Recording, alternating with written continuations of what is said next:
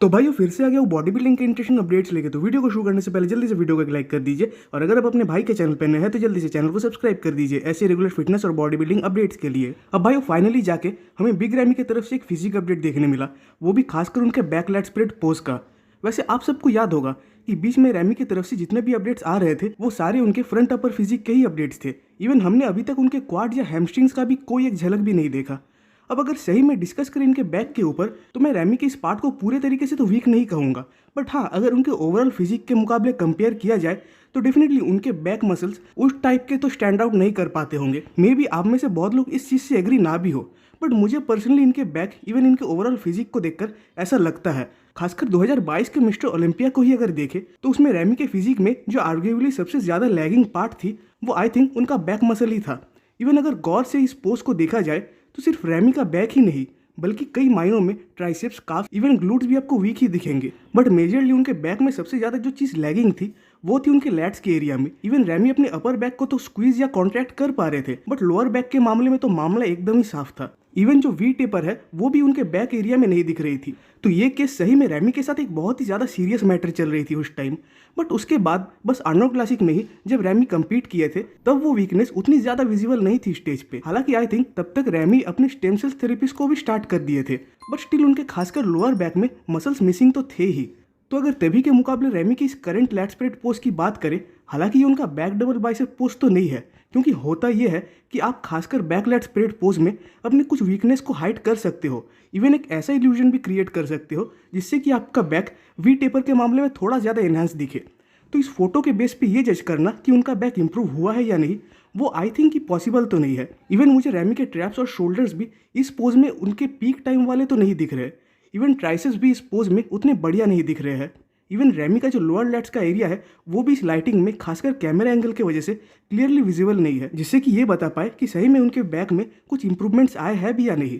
बाकी भाई आप में से किस किस को लगता है कि रैमी का ये बैक उनके आर्नोल्ड क्लासिक 2023 के मुकाबले इंप्रूव हुआ है, ये कमेंट्स में ज़रूर बताइएगा। अब भाई बात करते हैं हमारे पर्शियन वुल्फ हार्डी शोपैन के ऊपर, एंड डेफिनेटली इसको हम हार्डी का 8 वीक्स आउट का फिजिक अपडेट तो कह ही सकते हैं आर्नोल्ड क्लासिक ओहायो के रिगार्डिंग। इवन अगर सही बताऊँ तो मुझे पर्सनली हार्डी का मोस्ट मस्कुलर पोज उनका स्ट्रॉन्गेस्ट पोज लगता है।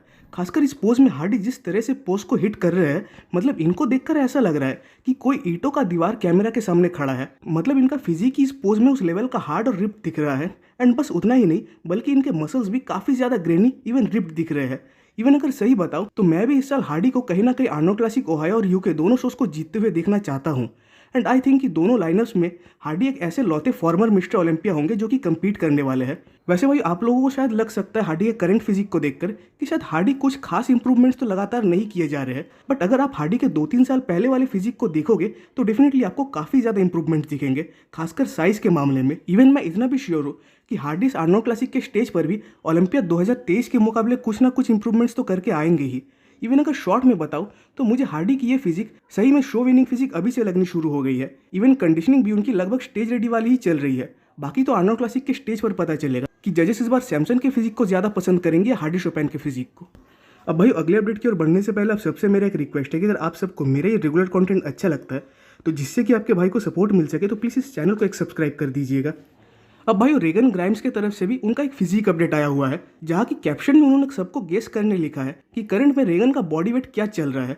हालांकि कुछ दिन पहले ही रेगन ने 300 पाउंड्स क्लब करके एक पोस्ट डाला था, तो पर्सनली मैं तो काफ़ी ज़्यादा कंफ्यूज हूँ खासकर रेगन के बॉडी वेट को लेकर। वैसे एक बात तो है कि रेगन की फिजिक इस अपडेट में काफ़ी हद तक कंडीशन दिख रही है। इवन खासकर उनके ग्लूट्स में भी आपको थोड़े बहुत सेपरेशंस देखने मिल जाएंगे। एंड डेफिनेटली इस कंडीशनिंग के बावजूद रेगन कंटिन्यूसली ग्रो कर रहे हैं। वैसे भाई जब रेगन जैसे बॉडी बिल्डर्स की तरफ से ऐसे फिजिक अपडेट्स हमें देखने मिलते हैं तो बहुतों के मन में ये डाउट्स आना शुरू हो जाता है कि क्या तब रेगन भी आर्नोल्ड क्लासिक जैसे शो में compete कर सकते हैं। हालांकि मेरा पर्सनल ओपिनियन है कि फिलहाल इन्हें आर्नोल्ड क्लासिक जैसे शो से दूर ही रहना चाहिए, जिसमें से पहली बात कि जीतने के इनके तो चांसेस है ही नहीं। इवन ये फर्स्ट कॉल आउट में भी प्लेस नहीं होने वाले, तो 6 या 8 प्लेसिंग्स पे आने का कोई मतलब मुझे तो समझ नहीं आता, वो भी उस टाइम जब इनके फिजिक को एक ऑफ सीजन की ज़रूरत है जिसमें कि इनकी फिजिक ग्रो हो पाए। इवन मिलोस ने भी एक पॉडकास्ट में कहा था कि रेगन शायद से ओलंपिया के पहले पहले किसी शो में compete कर सकते हैं। तो डेफिनेटली रेगन अभी इतनी जल्दी तो compete नहीं करने वाले, बट जब भी करेंगे वो एक इम्प्रूव फिजिक के साथ ही आएंगे, खासकर साइज के मामले में। अब भाई मुझे पर्सनली ये चीज़ थोड़ी इंटरेस्टिंग लगी, इसीलिए मैंने इसको भी आज के अपडेट में रखा। तो ये आर्नोल्ड क्लासिक पेज की तरफ से उनके ओहायो कंपटीशन के फोटो ऑफ सेलिब्रिटीज़ का एक लिस्ट है, जहाँ की आप इन लेजेंड्स के साथ साथ सैम सुलेक को भी देख पाओगे। इवन ये एक लौते हैं इस लिस्ट में जो कि प्रोफेशनली कभी कम्पीट किए ही नहीं है आज तक, क्योंकि अगर आप लिस्ट को देखोगे तो इसमें Jay Cutler, Chris Bumstead, Ronnie Coleman जैसे मल्टीपल टाइम्स मिस्टर ओलंपिया है, साथ ही साथ हाफ्थोर बियर्सन जैसे वर्ल्ड स्ट्रॉन्गेस्ट मैन भी है। तो उस लिस्ट में सैम सुलेक को ऐड किया गया है एंड आई थिंक ये चीज़ काफ़ी ये साबित करने के लिए कि करंट में अगर सोशल मीडिया में सबसे बड़ा कोई फिटनेस इन्फ्लुएंसर है, वो भी यंगेस्ट, तो वो सैम सुलेक ही है।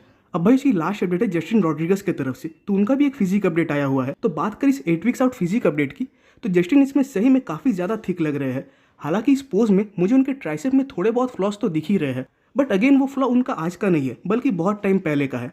तो मेरे अकॉर्डिंग अगर जस्टिन कम से कम इस चीज़ को स्टेज पे छुपाना भी चाहते हैं तो उन्हें अपने कंडीशनिंग को एकदम टॉप नॉच यानी 100% लाना होगा। और सिर्फ इतना ही नहीं बल्कि जस्टिन को इसलिए भी कंडीशन आना होगा जिससे कि उनकी फिजिक स्टेज पर आउट ऑफ शेप ना दिखे, क्योंकि इनका वेस्ट भी बहुत टाइम स्टेज पे वाइड दिखता है। बाकी जस्टिन इस बार अपने ऑल टाइम बेस्ट स्ट्रक्चर को ला पाएंगे या नहीं वो देखने वाली बात होगी। तो भाई आज की वीडियो पे खत्म होती है। कमेंट्स में जरूर बताइएगा कि आपको वीडियो कैसा लगा। वीडियो अच्छी लगे तो वीडियो को लाइक कर दीजिए और नेक्स्ट वीडियो के अपडेट सबसे पहले पाने के लिए चैनल को सब्सक्राइब कर दे और बेल आइकन को प्रेस कर दे।